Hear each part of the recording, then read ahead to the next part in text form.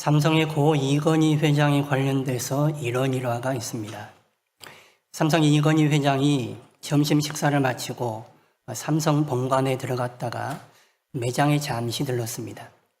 물건을 이리저리 살펴보는데 고장이 나 있는지 작동되지가 않습니다. 그래서 직원에게 이렇게 물었습니다. 당신은 어디에 소속이 되어 있습니까? 그러자 그 직원이 퉁명스럽게 답을 했습니다. 내가 어디에 소속되어 있든 말든 당신이 무슨 상관이요? 기가 막힌 이건희 회장이 또 이렇게 물었습니다. 물건이 제대로 작동하지 않는데 고장난 것입니까? 그러자 직원이 역시 퉁명스럽게 이렇게 말합니다. 고장이 나든 말든 당신은 당신 보고 가면 될 일이지 당신이 월급 주는 사람이요? 왜 그렇게 참견하는 게 많소? 그날로 그 매장은 철수가 되고 그 사람은 해고를 당했습니다. 삼성에서 일하지 않아도 이건희 회장이 누구인지 다 아는데 삼성에서 일하면서 이건희 회장을 몰라봤다. 참 어이없는 일이죠. 오늘 본문을 보시면 예수님의 제자들이 예수님을 잘 모르고 있다는 것을 보여주고 있습니다. 예수님의 제자들이 자기의 스승인 예수님이 누구신지 잘 몰랐다는 거예요. 여러분은 여러분이 믿고 계시는 예수님이 누구신지 잘 아십니까? 우리는 예수님이 누구신지 제대로 잘 아셔야 됩니다. 오늘 본문의 배경이 마지막 만찬 석상입니다. 목요일 저녁에 있었습니다. 그 다음날 성금요일에 예수님이 십자가에서 처형을 당하십니다. 그런데 마지막까지도 예수님이 십자가에 돌아가시기 전까지도 제자들은 예수님이 누구신지에 대해서 몰랐다는 거예요. 그런 제자들에게 마지막 말씀을 하시니 얼마나 중요한 말씀만 모아서 하셨겠습니까? 예수님이 누구신지에 대해서 제자들에게 말씀을 하고 있는 것입니다. 우리 7절 말씀 같이 한번 읽어보실까요? 너희가 나를 알았더라면 내 아버지도 알았으리로다. 이제부터는 너희가 그를 알았고 또 보았느니라. 너희가 나를 알았더라면 내 아버지도 알았을 것이다.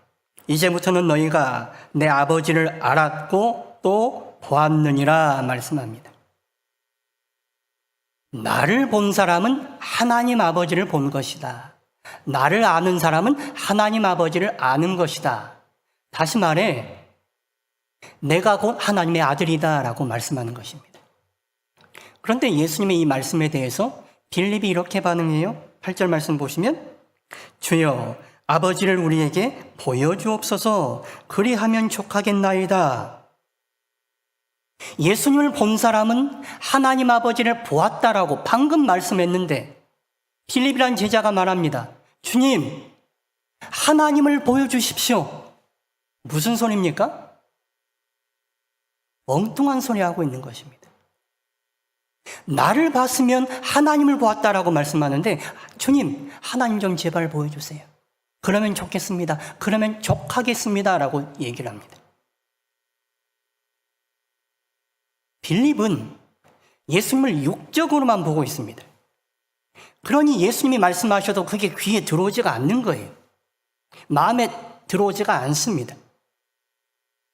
예수님이 육적으로만 보이니 하나님의 아들이라고 말씀하실 때에 그 말씀이 받아들여지지가 않는 것이죠. 여러분은 예수님을 믿고 있으시죠? 그 예수님은 누구십니까? 우리는 예수님이 하나님의 아들이시요 하나님이심을 고백합니다. 그런데 그 고백이 지속적이십니까? 아니면 들쑥날쑥하거나 일시적입니까? 우리가 예배를 시작할 때에 사도신경으로 신앙을 고백합니다. 제가 사도신경을 할 때에 템포를 아주 죽여서 천천히 합니다. 여러분들 아마 답답하신 분도 계실 거예요. 저보다 더 막 빨리 하시려고 막 그러시잖아요. 제가 일부러 그렇게 천천히 하는 이유가 있습니다. 사도신경을 머리에 암송하고 있는 것이 중요한 것이 아니라 내 입으로 발설하면서 내가 믿고 있는 것이 무엇인지 내 신앙 고백을 확인하시라는 거예요. 내가 말로 하는 것 이것을 내가 믿고 있다는 사실 다시금 확인하고 그것을 고백하시라는 겁니다.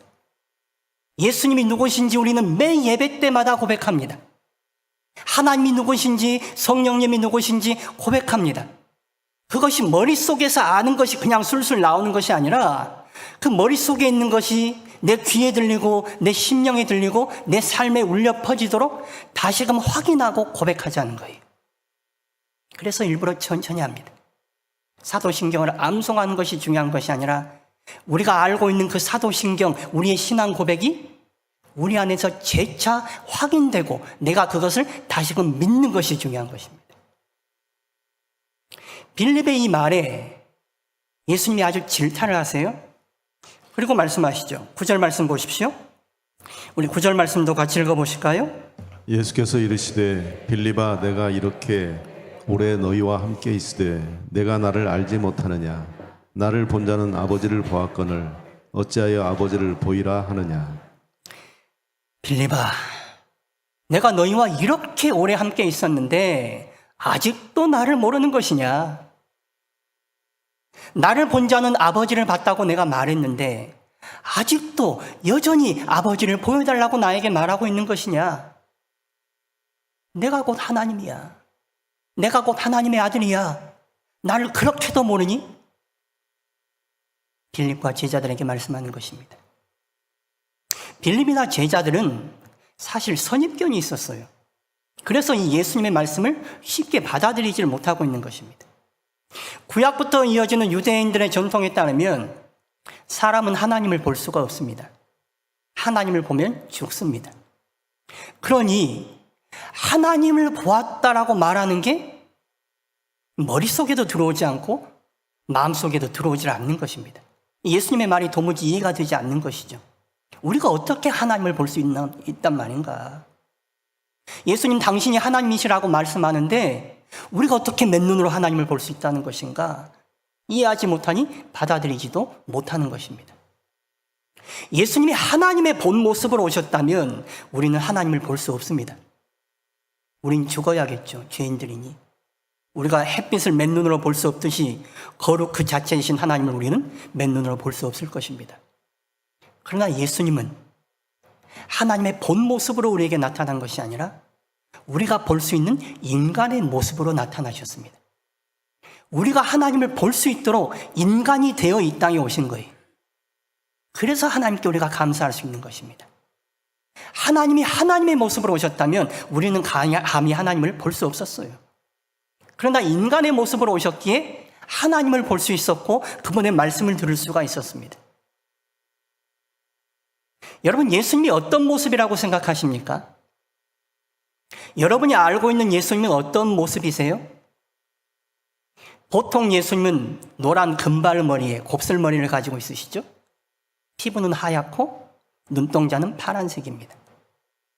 그런데 이것은 서양인의 시선입니다. 서양 화가들이 그린 예수님의 성화를 보면서 우리가 예수님이 저렇게 생겼겠지라고 이미지를 형성하고 있는데 사실 예수님은 유럽 땅에 오신 게 아니잖아요. 유대 땅에 오셨다면 중동 지역에 살고 있는 유대인의 까무잡잡한 피부를 가지고 오셨을 것입니다. 예수님은 사람들이 이해할 수 있는 방식으로 오셨습니다.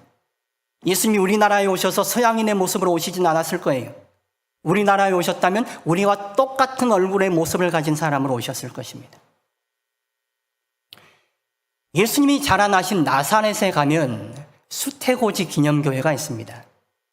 거기에 가면 각국의 언어와 의복을 입은 어린 예수님과 그 어머니 마리아의 그림이 여러 장 있습니다.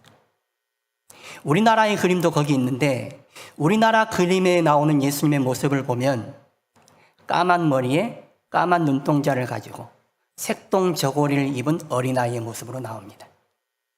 예수님이 우리나라에 오셨다면 그런 모습으로 오셨을 거예요. 예수님은 어디에 오셨든지 간에 사람들이 이해하고 볼 수 있는 모습으로 오셨습니다. 사람의 모습으로 오셨지만 그분은 단 한 분이신 하나님 그분이십니다. 그래서 예수님은 하나님이시라는 사실, 우리가 그 사실을 잘 아셔야 됩니다. 이어서 예수님은 왜 자신을 보면 하나님을 보는 것인지에 대해서 설명을 하십니다. 10절 말씀 보세요. 우리 10절도 같이 읽어보실까요? 내가 아버지 안에 거하고 아버지는 내 안에 계신 것을 내가 믿지 아니하느냐. 내가 너희에게 이르는 말은 스스로 하는 것이 아니라 아버지께서 내 안에 계셔서 그의 일을 하시는 것이라. 내가 아버지 안에 거하고 성부 하나님을 말씀하는 거죠. 내가 성부 하나님 안에 거하고 성부 하나님은 내 안에 계신 것을 너가 믿지 아니하느냐. 성부 하나님은 내 안에 계시고 나는 성부 하나님 안에 계시다는 거예요.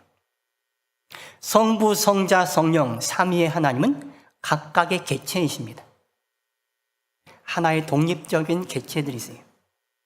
그런데 이 각각의 개체가 각각으로 존재하는 것이 아니라 한 분 하나님으로 연합해서 존재하십니다. 어떤 방식으로 연합해서 존재하시느냐? 성부는 성자와 성령 안에 존재하십니다. 성자는 성부와 성령 안에 존재하십니다. 성령은 성부와 성자 안에 존재하시는 것입니다. 서로 섞이지 않아요. 서로 사라지거나 혼동되지 않습니다. 각각의 개체가 존재하면서도 그렇게 온전하게 연합되어 있으십니다. 이것을 신학적인 용어로 페리코레시스라고 말합니다. 우리말로 굳이 번역을 하면 상호 통제, 상호 내주 이렇게 번역할 수가 있겠죠. 서로가 서로를 향해서 끊임없이 순환합니다. 그리고 침투에 들어가서 그 안에 내주하고 계십니다. 그러니 계속해서 온전하게 연합이 되어 있는 거예요. 서로가 어떻게 그렇게 서로 안에 들어갈 수 있느냐? 서로가 서로를 사랑하기 때문에 그렇습니다. 서로를 사랑하기 때문에 자기 안에 온전히 상대를 받아들이는 것입니다.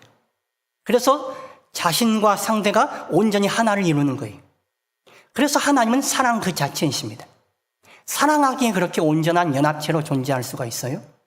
사랑 그 자체이신 하나님의 사랑이 세상으로 흘러나온 그 절정과 구체화된 사건이 예수님의 성육신과 십자가 사건입니다. 죄인인 인간이 죽을 수밖에 없죠. 그런데 그들이 죽도록 방치하지 않으시고 그 죄인인 인간이 뭐라고 그들을 구원하기 위해 하나님이 인간의 몸을 입고 이 땅 가운데 들어오셨습니다. 그리고 죄인을 위해 십자가 대신 형벌을 당하시고 돌아가셨습니다. 사랑하신 것입니다.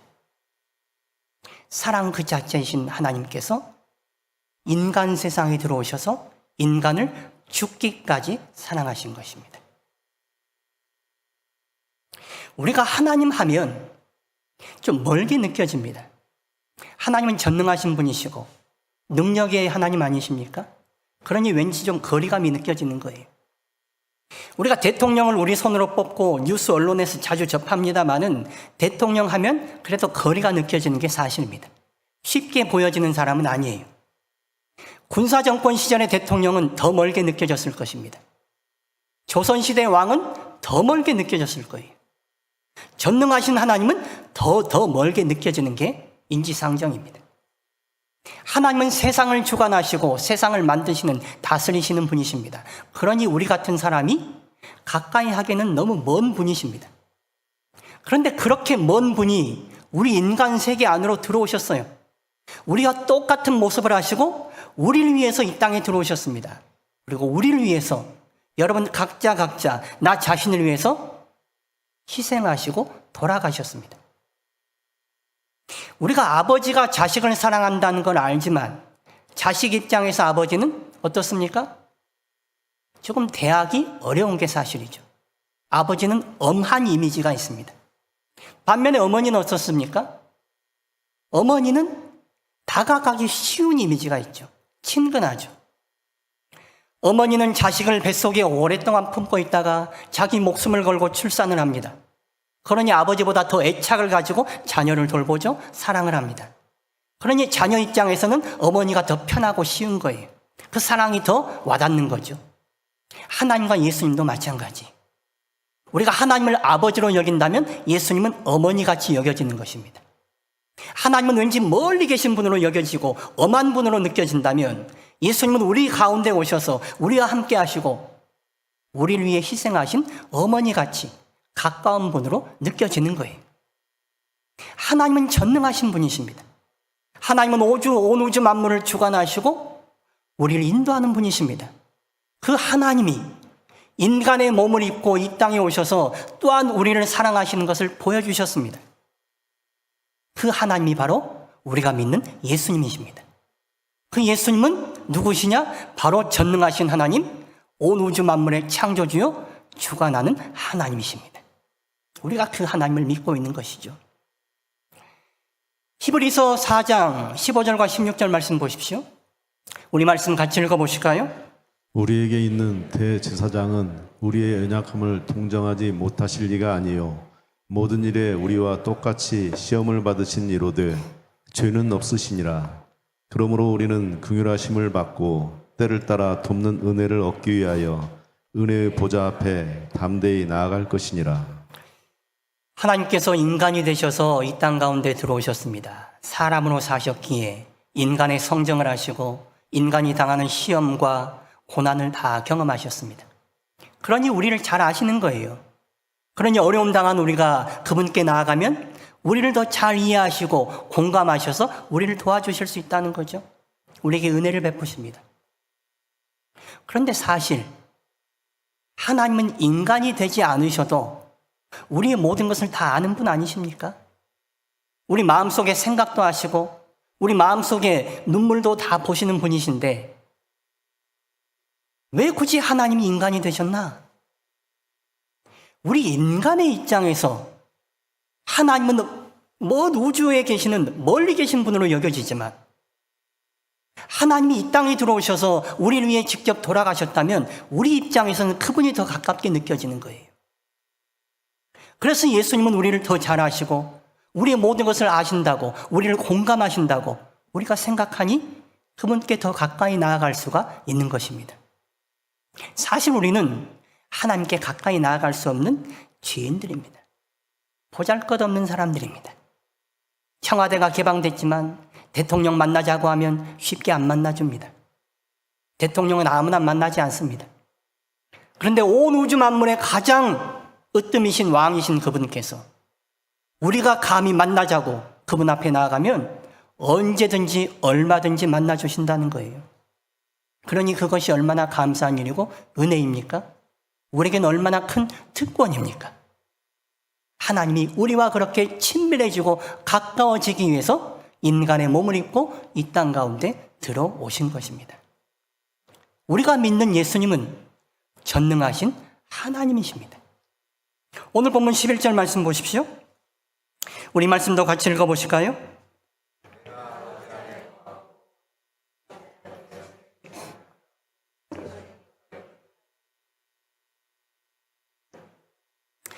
내가 하나님임을 믿으라는 거죠. 내가 하나님임을 믿지 못하겠거든 내가 행하는 일을 봐라. 그렇다면 하나님 아니고서는 할 수 없는 이 일을 보면서 내가 하나님임을 믿으라는 거예요. 예수님이 행하신 많은 일들, 그것들은 표적입니다. 예수님이 누구신지를 보여주는 사인들입니다. 우리는 그 표적들을 보면서 예수님이 누구신지 알 수 있는 것입니다. 예수님은 하나님이시구나. 전능하신 하나님이시구나. 오늘 우리가 믿어야 할 것은 우리가 믿고 있는 예수님이 바로 전능하신 하나님이시라는 사실이에요. 여러분, 예수님이 전능한 분이라는 것을 믿으십니까? 이 믿음이 있다면 우리 삶은 좀 더 달라질 거예요. 우리 삶은 좀 더 든든해지지 않겠습니까? 왜 우리는 예수 믿는 것과 천국 가는 것, 이 세상을 예수 믿고 의지해서 이겨내는 것, 이걸 다 따로따로 생각하시는 거예요? 예수 믿으면 죽어 천국 가는 건 믿습니다. 그런데 예수 믿으면 이 땅에서도 예수님의 도움 가운데 든든하게 살아갈 수 있다는 건 잘 안 믿어지는 거예요. 간혹 가다 믿어지긴 하는데 잘 안 믿어져요. 믿음이 들쑥날쑥해요. 그런데 오늘 우리가 믿어야 할 것은 우리가 믿고 있는 우리를 구원하신, 우리를 사랑하시는 그 예수님이 전능하신 하나님이라는 사실이에요. 예수님이 길이요 진리요 생명이십니다. 다른 길을 걸어가는 것이 아니고 다른 진리 찾는 것이 아니라 다른 생명으로 사는 것이 아니라 오직 우리의 길이요 진리요 생명 되시는 예수님으로 살아가는 것입니다. 그 예수님 붙잡고 살아가면 든든하게 살아갈 수 있는 것이죠. 세상은 많이 쥐어야 든든하다 생각합니다. 물질과 건강이 있어야 생명이라 생각합니다.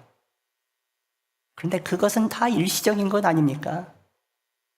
우리를 진짜 생명으로 인도하는 것, 우리를 진짜 참 가운데 있게 하는 것, 구원의 길로 걸어가는 게 하는 것, 그건 예수님밖에 안 계세요. 그러니 세상 것으로 든든해야 할 것이 아니라 우리는 예수님을 붙들면, 예수님을 신뢰하면, 예수님을 믿으면 좀 더 든든해질 수 있는 거 아닙니까? 사람들은 통장 잔고가 많으면 든든해합니다. 눈에 보이는 게 좀 쥐어지고 많이 쌓아놓으면 든든해합니다. 그러나 우리가 진정 예수님을 믿는다면, 예수님이 하나님이심을 믿는다면 그 하나님 붙잡고 살 때 우리는 든든함을 느낄 수 있어야 하는 것이죠. 누가복음 12장의 어리석은 부자 이야기 잘 아시죠? 한 사람이 그의 소출이 많아서 곳간을 크게 지었습니다. 그리고 거기다가 소출과 물건들을 다 쌓아놓고 이렇게 말합니다. 이제 내가 많이 쌓아놨으니 평안히 먹고 마시고 즐기자. 그런데 그때 하나님이 이렇게 말씀하십니다. 누가복음 12장 20절 21절 말씀 같이 읽어보실까요? 하나님은 이르시되 어리석은 자여 오늘 밤에 내 영혼을 도로 찾으리니 그러면 내 준비한 것이 누구의 것이 되겠느냐 하셨으니 자기를 위하여 재물을 쌓아두고 하나님께 대하여 부요하지 못한 자가 이와 같으니라. 자기를 위하여 재물을 쌓아두고 하나님께 대하여 부요하지 못한 자는 어리석은 자다라고 말씀하십니다. 여러분은 무엇에 부요하십니까? 무엇을 쌓으려고 애쓰며 살아가십니까? 세상 것에 부요할 것이 아니라 하나님을 믿는 믿음에 부요할 때에 우리는 든든하게 살 수 있을 거라는 거예요. 세상 것만 바라보고 살아가는 것이 아니라 하나님께 하늘에 쌓고 살아갈 때에 우리의 장래가 보장되니 그 하나님이 우리를 돌보시는 하나님이심을 믿으니 우리 삶이 든든함 가운데 살아가게 되는 것입니다. 사람들이 이렇게 생각해요. 예수님은 이미 붙잡은 집토끼니 내가 천국행은 따놓은 당상이고 그러니 내가 세상 것도 쥐러 세상에 산토끼 잡으러 나간다고 생각합니다. 그런데 잘 생각해 보십시오. 여러분, 예수님이 집토끼 맞습니까? 집토끼도 관리 못하면 도망가는 거 아십니까? 예수님 꽉 붙잡고 있으십니까? 요즘은 덜 하시지만 예전에 남자들이 이런 생각을 많이 했죠.